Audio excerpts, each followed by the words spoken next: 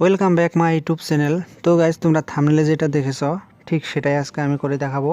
তো আধার card lock unlock কিভাবে করতে পারি তো ওটাই আজকে দেখিয়ে দেবো। তো চলো তাহলে আমরা ভিডিওটা শুরু করি।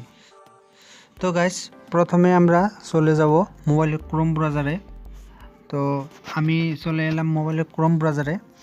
মোবাইলের ক্রোম ব্রাউজারে এসে এখানে লিখে সার্চ করে দেব UIDAI, এটা লিখে সার্চ করে দেব।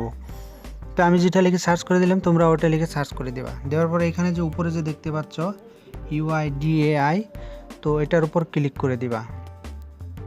তো ওটার উপর ক্লিক করে দেওয়ার পর অল্প লোডিংটা হওয়ার দিবান। তো দেখতে পাচ্ছ গাইজ লোডিং হওয়ার পরে এই ধরনের একটা ইন্টারফেস শো হওয়ার পরে এখানে তোমরা এখানে যে দেখতে পাচ্ছ চেক আধার পিভিসি কার্ড স্ট্যাটাস, তো এটার উপর ক্লিক করে দিবা। তো আমি এটার উপর ক্লিক করে দিলাম।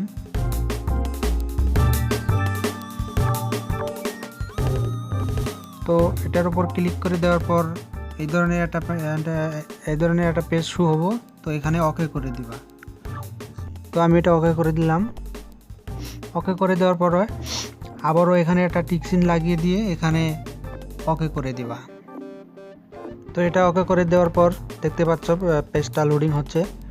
তো লোডিংটা হবার দিবা অল্প।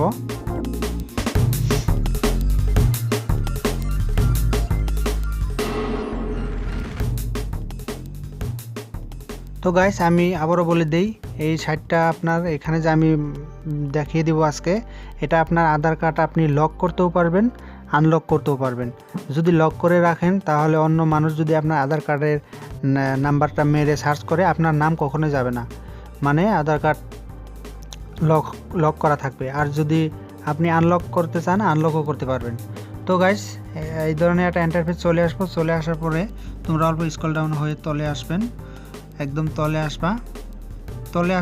একদম তলে আসার পরে এখানে যে দেখতে পাচ্ছ লক অ্যান্ড আনলক আধার, তো এটার উপরে ক্লিক করে দিবা। তো আমি এটার উপর ক্লিক করে দিলাম। ক্লিক করে দেওয়ার পর এই ধরনের একটা ইন্টারফেস শো হবো।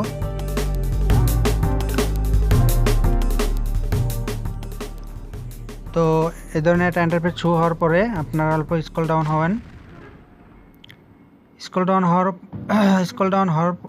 হওয়ার পর তারপরে এখানে দেখতে পাচ্ছ লক ইউআইডি আর এখানে দেখতে পাচ্ছ আনলক ইউআইডি। তো তোমরা এটার উপরে আনলকের উপরে ক্লিক করে এখানে তোমার আধার যে ভার্চুয়াল যেটা আইডি থাকে ওই আইডিটা এখানে বসিয়ে দিয়ে তারপরে এই ক্যাপচার কোডটা যে দেখতে পাচ্ছ এখানে, এই ক্যাপচার কোডটা এখানে বসিয়ে দিবা। দেওয়ার পরে সেন্ড ওটিপিতে ক্লিক করে দিবা। তারপরে একটা ওটিপি আসবো যে আধার কার্ড লিঙ্ক করা থাকা নাম্বারে।